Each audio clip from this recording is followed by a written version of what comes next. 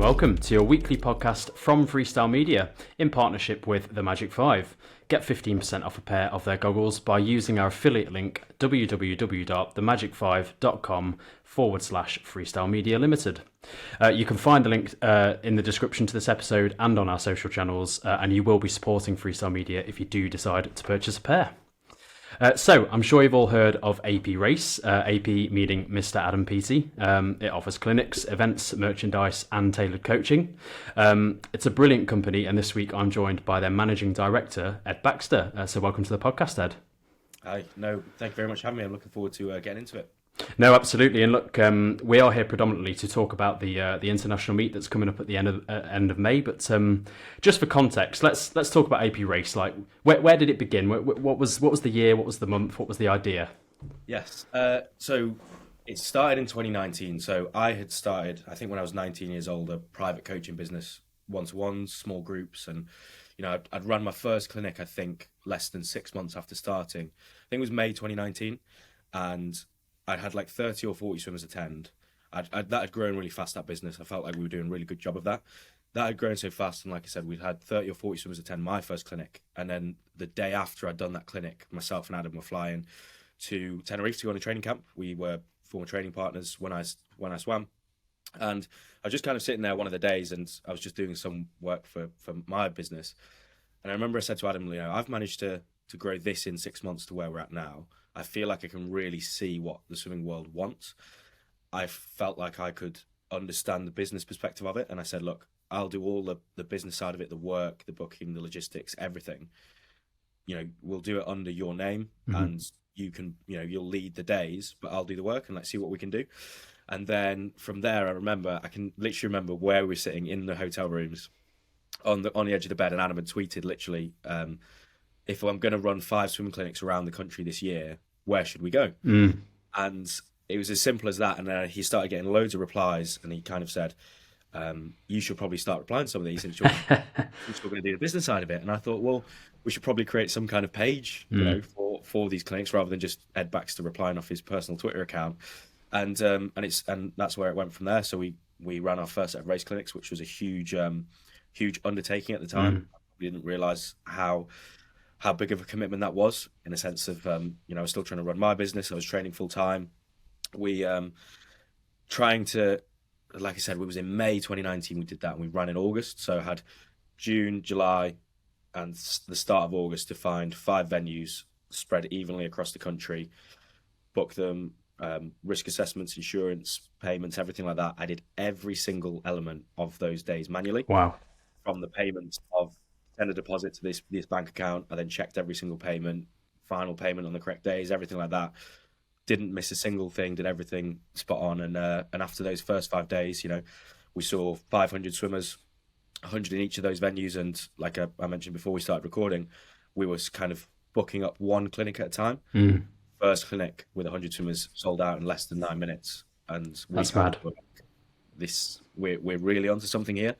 And then once we ran those first set of clinics in August 2019, we understood the team we'd kind of started to build. It's much smaller than it is now, and it was much more, we've really taken things to another level now in terms of the branding and the way we run the days. But that first year, we realized that what we were delivering, the energy we had, the knowledge we had, and the passion we had to kind of change the perception of swimming was something no one else was able to deliver. So, yeah, I guess we kind of grew from there. That's wicked. I love the first thing you said there was that it started with a tweet that went out from Adam. And I love that was the first thing you did in terms of, getting this idea off the ground, was actually asking people out there, what do you want? And have you kind of carried on with that philosophy ever since? It's more about what the people want as opposed to what you think they want? Yeah, 100%. And I'm sure we'll get into, some of our other projects in a little bit. But we've launched so many other projects and kind of initiatives in the swimming space since those first set of race clinics. And our biggest thing now is we built a coaches community. We touch base with coaches all the time. We run all of our coaching support at the minute is free. We've started a couple of paid CPDs because we're getting some amazing coaches in to help run those. But everything we do is speaking to coaches, speaking to parents. You guys put in everything. You've given your life to swimming. You guys drive the swimmers to training every day. You guys coach the swimmers at training every day. What can we do to support what you do, make things easier, and give everyone more opportunity within the sport? That's really good. How many clinics have you done so far? Oh, so we did five our first year. We then did we did two more that year after that. Then we had a massive break for COVID. Obviously, we had so many booked. We had a worldwide tour actually booked for after the Olympics, which is pretty heartbreaking. We had an American, an Asian, and a European tour that were all cancelled. Such a shame. Yeah. So then after Tokyo Olympics, we did another 10 days in a row. Oh God, I'm trying to count here. We've done well. So Wow. mainly with Adam, we sponsor other athletes as well, and they come and take Adam's place. The rest of the team stays the same, and we'd focus on. We've just run one last weekend with Luke Greenbank on backstroke. So we want to. One of the things for us as a brand is we need to make sure, and we're really passionate about making sure every swimmer feels represented. Yeah. There are young swimmers who look at Adam and go, he's an Olympic champion and a world record holder, but I'm nothing like Adam. I can't do that. Luke's a very different character, for example, to what Adam is. He's much more introverted. He's done things in different ways, but he's still a world champion Olympic medalist. And the more and more people that more athletes that can look up to, world class swimmers and say, oh, he's done it his own way, I can do it my own way. That's really important for us. So yeah. Yeah, and I think what's really interesting there about Luke is that you talked about the personality traits, and there's something in that. But also, frankly, he is one hell of a backstroker, right? So you would rather be taught backstroke by him than Adam. And I guess is that something that you try and do with all the strokes, or do you think about who's actually running this? Yeah, of course, yeah. Because, like I said before, we are the best at what we do, and I have no kind of qualms or feeling like I'm arrogant saying that. We have built the best team in the world. We focus on details that no one else would even think of, and we deliver the best events. And that has to be from the first email you get to the second you leave those days, the post-event communications you get, everything. The core of it is the athlete. That's the inspirational part. So if you're working on freestyle, it needs to be Anna Hopkin. If it's individual medley, it needs to be Sydney Pickram, who we ran one with in February. It is important for us that we are not delivering something that is baseline. We're delivering the best there is. Yeah. So the clinics then are the core of what you do. So talk us through, if I was signed up to a clinic today, what would the journey be like for me? Yeah, so the clinics is what we're best known as. Like I said, I think we've got 7 projects now in and around the swimming space, all of which take up a huge amount of time. But clinics is what we're known for because that's where we started, as we've discussed. But yes, we run things quite differently. I think most programs or clubs would invite an athlete in. We kind of go the reverse engineering and kind of go from as if you're booking a ticket to a concert. We hire a venue, we dress the venue to be the way we want it to be.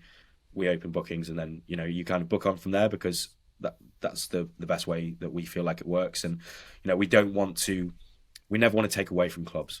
So our clinics, for example, the clubs are supported around that. So we always offer free coaching development at our clinics for all of those clubs in the surrounding areas.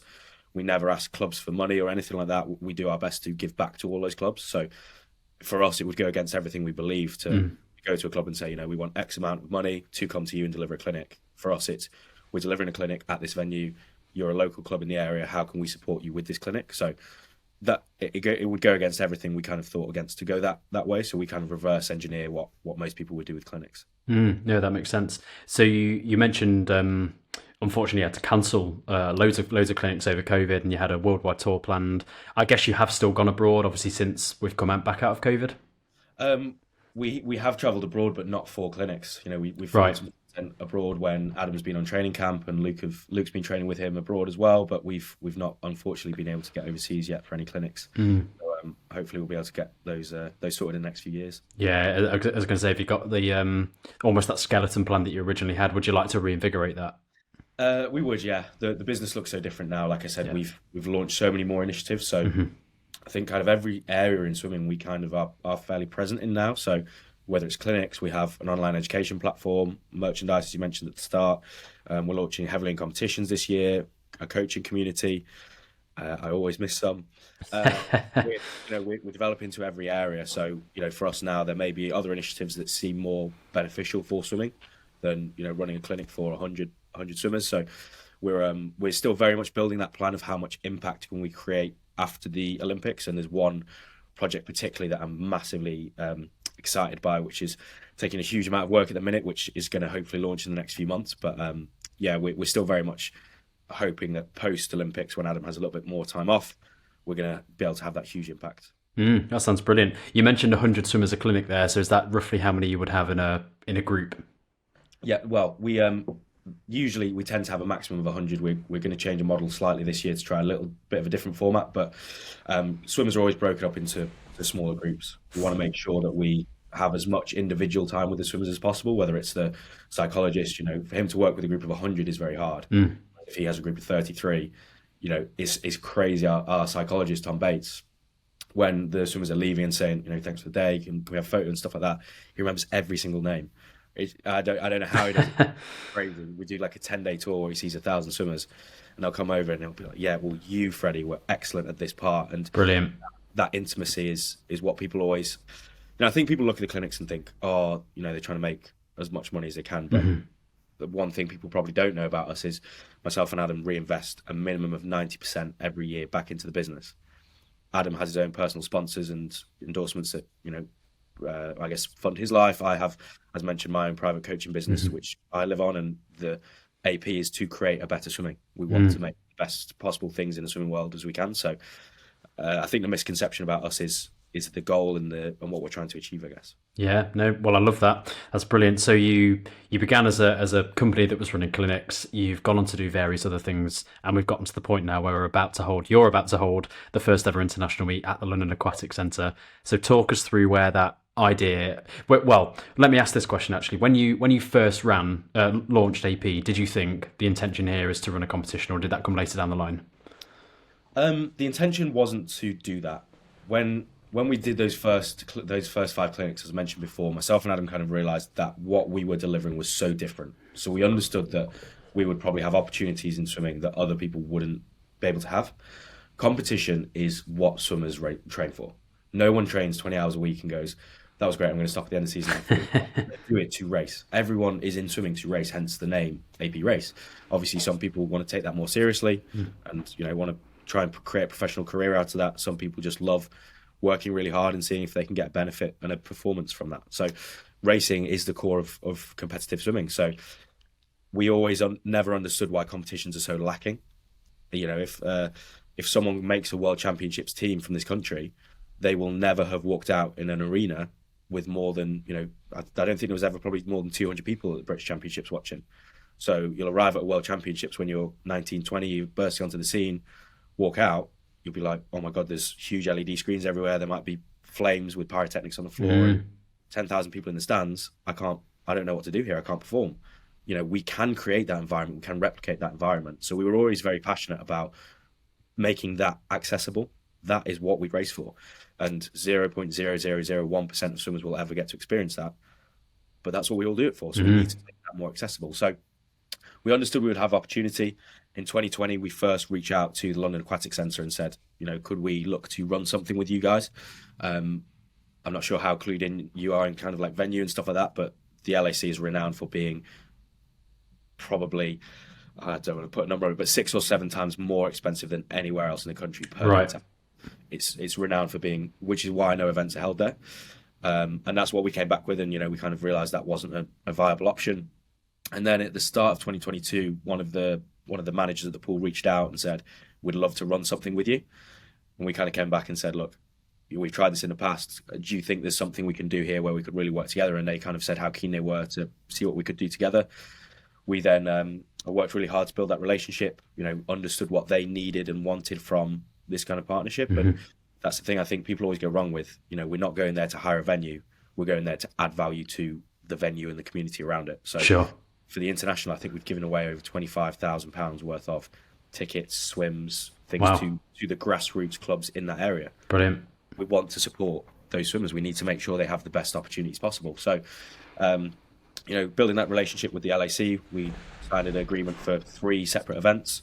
One's a pretty large-scale race clinic, with a different format, a sprint with the stars, and the international. So we've got a multi-year deal for those events, and we've worked super hard. So that was it's very exciting that we're able to host it at the best pool in probably one of the most iconic pools in the world. And we're super grateful for Better, GLL, and the London Aquatic Centres for working with us and enabling us to hold such an amazing event. So we're very excited. When I look at my calendar, it goes nearly a month. Very terrifying, but it's super exciting as well. Yeah, no, absolutely. Well, it sounds like you've got most of it kind of sorted. There's still, I'm sure, lots to do, but that's brilliant. You said it's the best. You believe it's one of the best venues in the world. Is that why you wanted it to be held there? Yeah, because we were talking just before we started recording it. All around the world, America has the TYR Pro Series. Asia has some amazing. Kitsujima's got his own cup. Europe has the Mare Nostrums, the Seti Colli, the Flanders, the Luxembourg meet. Yeah. And they're all so set in what we know as swimmers, and they're so renowned, and every single weekend when they're going to be. We, as a country, Britain, we have nothing. We have some meets that try and be international, and the standard of delivery is so far below what people want. Like I said, we train so we can race. So we need to create environments where people have the most exciting experience racing. So going to London is where you want to be. Yes, there's things that come with it. Our budget is probably double what it would be anywhere else. We're holding it in London. Accommodations slightly more expensive for people racing there, but it will be the best experience. And because it's London, we've sold thousands and thousands of tickets. Whereas if it was in a different pool, you probably wouldn't have that draw of being a spectator event. And that's what we wanted to create, was a spectator swimming event. Yeah, absolutely. So there are some amazing, well-renowned swimmers going to be there. Chad Leclos, is one name. Name some of the others for us. Not yet announced. Tom Dean confirmed this morning or yesterday, I can't remember when it was, that he'll be attending, which is really exciting. Brilliant. Yeah. Anna Hopkin, Sydney Pickram is flying in. We've got Marco Koch coming in with Chad as training partners. Lara van Nienkerk, I believe double Commonwealth champion. Arno Kaminga, double Olympic silver medalist on breaststroke. We've got a couple more Brits who are also really interested. We're just trying to sort some finer details in terms of if they'll definitely be racing or not. But we've got some really exciting people come in, and that's the thing for us is, I think the misconception around this competition is that it's only for the pros. The top 5% are these swimmers that are preparing for a World Championships, or you can qualify for the Olympics next year. But this is an opportunity for swimmers to come and race. Those guys, like, our qualifying standards are probably slower than regionals. We want to make sure that we're filling up the top 5% with these exciting swimmers that everyone wants to come watch and spectate. But all those other, 95% of the meet is filled by grassroots swimmers in clubs who just wanted to have a good time racing. Yeah, absolutely. Well, I saw the qualifying times, and it did make me think. Well, we know that there's some top swimmers there. In terms of filling the rest of the space, then. Yeah. Is this literally open to anyone who can qualify, whether you're 10 years old or 90 years old? Yeah, we've set those entry standards, and it's as simple as that. It's entry times, as there's no specific age groups and stuff. We did our phase 1, which was for internationals, which was a fairly hard qualifying standard. So, like you said, we attracted those really top end swimmers, and we've gone into our phase 2 now of accepting more club entries and dropping those times right down, so it gives those swimmers an opportunity, and it's going to be really exciting to see. Hopefully, I'm hoping as a owner of the company and the event, I guess, that we'll see some amazing breakout junior swimmers who might scrape an outside lane for a final, and you could see a 14-year-old racing Chad Leclos or Tom Dean, and like that's super exciting for me in terms of the whole vision of the brand and what we're trying to achieve with this kind of competition. Yeah, absolutely. What's the format going to be like then? So will people qualify for a final within that event, or will it just be heats? No, yeah. So the morning is heats, and then we've got 3 finals. It goes junior finals and B finals. So we all the junior and B finals are competed, and then there's a 30-minute break, and then it's we call them super finals. We want to be a little bit different, and they're highly produced. So the B finals and the junior finals are so people can get a second swim and have that opportunity to race in a final in front of a crowd. And those super finals are going to be more highly produced, pyrotechnic single swimmer walkouts, and, post race interviews and things like that. Yeah, absolutely. So obviously what this means is that, master swimmers can come and compete, which is absolutely fantastic. I guess they'll get a chance to actually integrate with the pros a little bit, or at the very least be right there on pool deck watching them race. Exactly, yeah. So it's a competition as anything else. Everyone's warming up together, swimming down together, walking around poolside together, sitting in the stands together. It's a normal competition. I think that's the beauty of this kind of meet is, unless there's a couple of national teams that are coming and said, can we have space for our physio beds and things like that. Apart from those teams that have to be somewhere separate due to what they're bringing, this Chad Leclos will be sitting next to the 14-year-old who's managed to make the qualifying time, and Adam's going to be co-hosting, as I'm sure you know. He's taking a little bit of a break from racing, so it's actually quite exciting for us that spectators and swimmers were going to get to see Adam race for 58, 59 seconds at one point, and now they're going to get to see him for 3 hours co-hosting the entire event. So it's actually, it's going to be really nice that Adam can engage with everyone rather than kind of focusing solely on his own racing, I guess. I have to agree, actually. Obviously, he's got his reasons for not racing, taking a break. I actually think, from my perspective, it's great that he's actually not racing in this, and that he's actually, sort of owning the event, owning the brand like yourself. But do you not fancy racing? Mate, I have no chance. I've done about 4 swim sessions since I stopped 3 years ago, and one of them was when we were in a training camp coaching, and we did a sweepstake. I think there was about 8 swimmers, and it was £10 each, and whoever could guess what time went in the 200 breaststroke, which was very painful. Won all £8, but yeah, no, not doing that. Brilliant. I might be wrong here, but I think Tom Dean's brother has just got back into master swimming. Really? Yeah, listen, I might be wrong, but I think that's the case. So, it'd be fantastic that he could actually race his brother potentially. Yeah, brother head-to-head, family head-to-head. Yeah. No, I love that. So give us some general info about the event then. So we know it's at the London Aquatics. We know it's at the end of May. What are the dates and how do you enter? So the 27th, 28th and 29th of May, it's a Saturday and bank holiday Monday. So every day is a spectator day rather than people having to miss school and work. Entries are just on our website. It's events.aprace.club. And then there's a AP Race page, which will take you through to the event entry. Like I said, you can download the meet conditions from there, which have all the entry times, session timings, everything like that. So it's a super simple process. We don't want to. I haven't swum, like I said, in a long time, but I remember the days of writing my entry times down on a piece of paper and giving it to someone and trying to go back and forth. We've tried to make everything as seamless as possible. We are a brand that's trying to make everything as good as possible. So we're hoping everything from that entry process to arriving on the day, whether you're a spectator, coach, swimmer, parent, whatever it is, that it's going to be an amazing experience. So it's going to be an opportunity for people to just see the fastest swimmers in the world race. And they never come to the UK, so this is the one opportunity a year. I don't think Chad, apart from the ISL, I don't think Chad will have raced in the UK since he won the Olympics in 2012 at the pool. Of course, yeah. It's like that's a very, very special thing to be able to recreate, I guess. It certainly is, and the intentions of the whole competition sound absolutely fantastic. In terms of, you're obviously a very dynamic company. You've gone from starting out as race clinics. You've got several things to your company now. Listen, you want to just focus on this one race. You've got a month to go, but in terms of future competitions, have you got any more on the radar? Again, you don't have to tell us what they are, but have you got some in mind? Yeah, 100%. That's the area that we are investing most heavily in the next few months and years. So, like I said before, people train to race, and we know that. So we know that's where we need to focus our energy. So we're in the next 4 hours, I'm going to be sending out 2 job offers to 2 event directors. So Brilliant. We're going to 2 full-time members of staff in to drive events and competitions forwards. Like I said, we want to make sure we're complementing what is currently there in the club and national governing body calendar, but we see there's a massive area for us to complement that. So competitions are a massive focus for us moving forwards. I'm not sure if I can say this, but hopefully by the end of the year we'll have run a pilot version of a age group and youth competition in a slightly different format that we're looking to do, and also a masters competition. So we're really focusing on those 2 areas, and then like I said, we want to run a pilot of both by December, so that then we can really make sure by 2024, as everyone is getting more excited about racing because they're going to watch the Olympics, we can deliver these events that everyone wants to take part in. Yeah, well, that's a really interesting point. That was going to be my next question, actually, was, this international meet is inclusive of anybody. And I wondered whether you were going to go down the route of making it like age group, making it masters, sort of, or a blend of the two. So you'll have some masters competitions that are solely age group, and keep the idea of an inclusive competition for anybody who meets the qualifying times.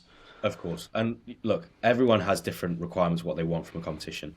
This international is a rare one because, the budget is massive. This is another misconception. Someone said to me this morning, "Oh, you must be making loads of money off this." And I'm like, if you knew how much money we were losing on this competition, you'd probably have a heart attack. So, the international is a rare one that we can kind of produce something that every single person wants to be involved in. 10-year-olds want a very different style of competition to 14-year-olds compared to 18-year-olds compared to masters. there's such different markets in there, and that's what we want to do. We don't want to. We're swimming people. The whole company is built from swimming people, and we understand what everyone wants and needs. So we don't want to create the same competition for a 10-year-old that a 16-year-old wants, because they want it cooler, they want it darker. 10 wants it more fun, they want it more exciting.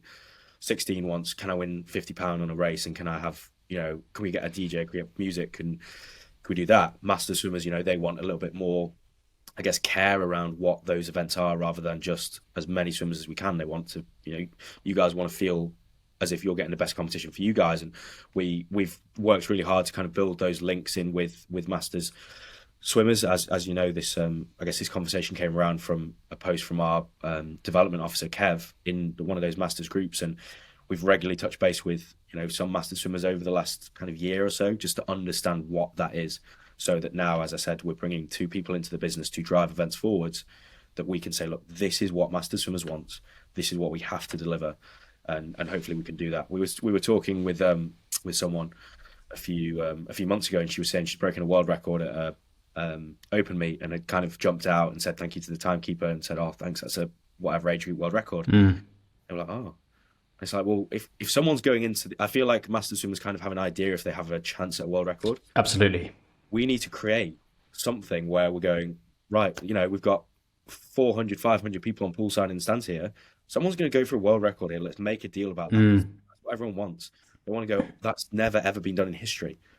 It doesn't need to be done at a kids' open meet with, without the understanding of what's happening and what's going on.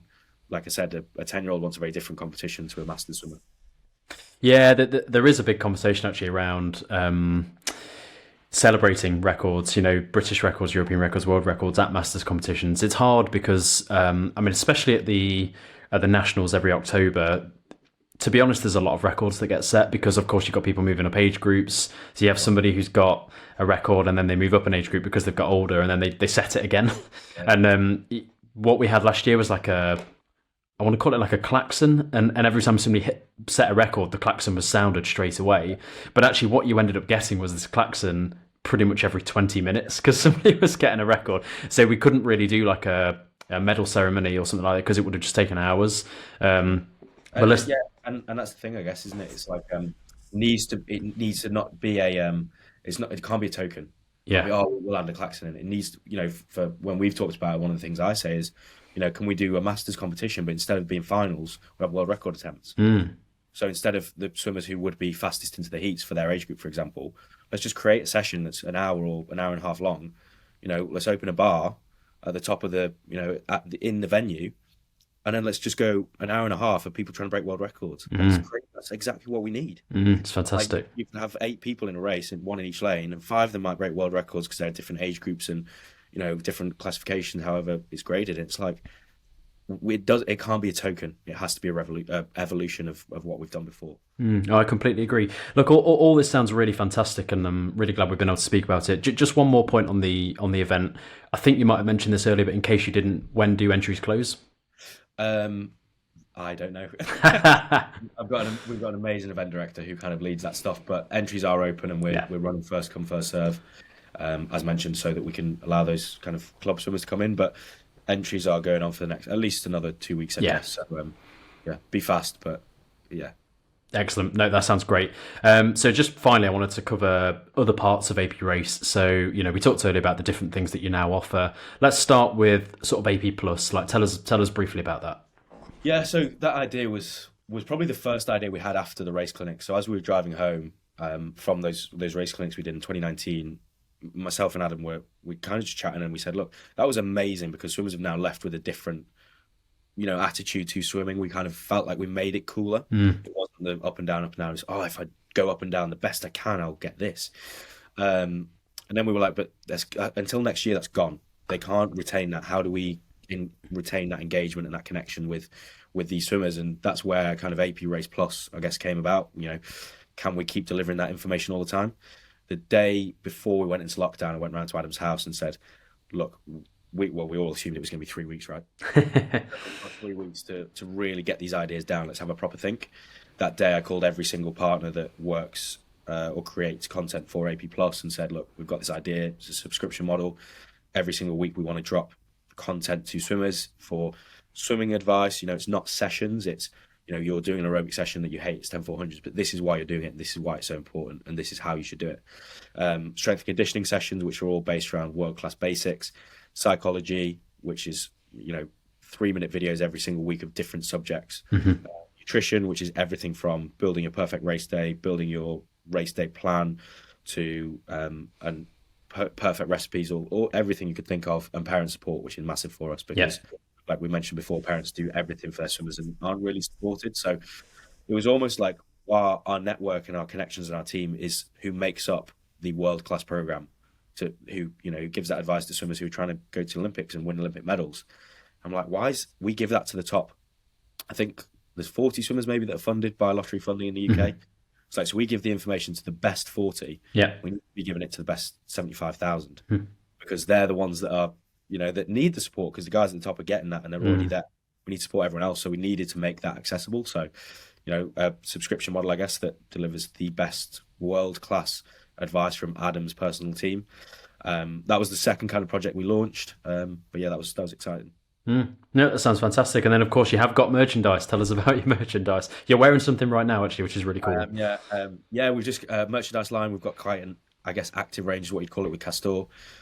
We are launching in the next few weeks more like lifestyle range, more trendy, like nice, like really heavyweight hoodies and more fashion wear kind of thing, which is really exciting because our merchandise has always been really good and it's amazing. It's so cool when we go to events like a normal kids, age group competition, and you see the stuff, you see the t-shirts, you see the bag, towels and bottles and stuff. It's crazy to see it.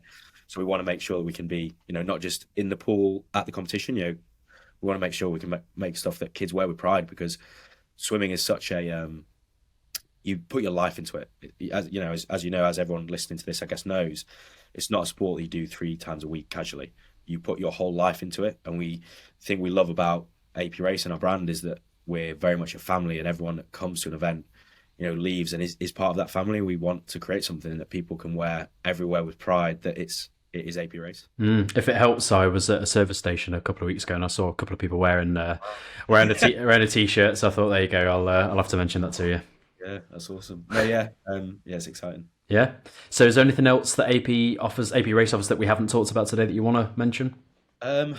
Yeah, like I said, we're kind of getting more and more present in every area, I guess. But the main one, which I guess a lot of listeners of Masters, I feel like a lot of Master swimmers are also coaches or quite heavily involved in clubs, is the coaches community we're building. It's like, we want to provide coaches with as much as possible, because coaches are so undersupported in all areas.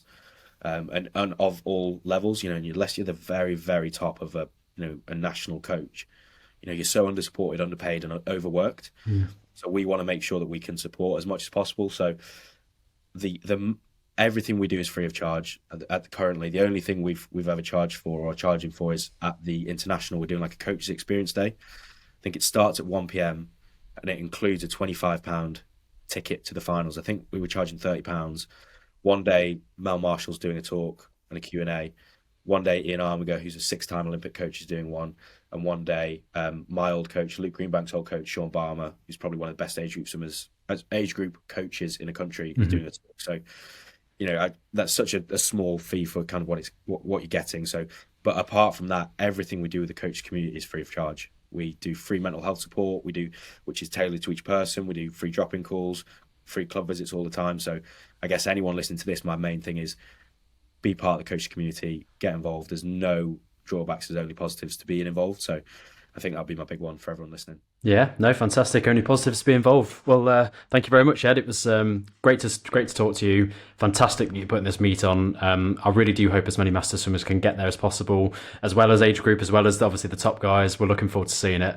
Well done. I hope the next month all runs smoothly for you, and I'm sure the 2-3 days will go fantastic. Awesome. Thank you very much for having me. Cheers, Ed.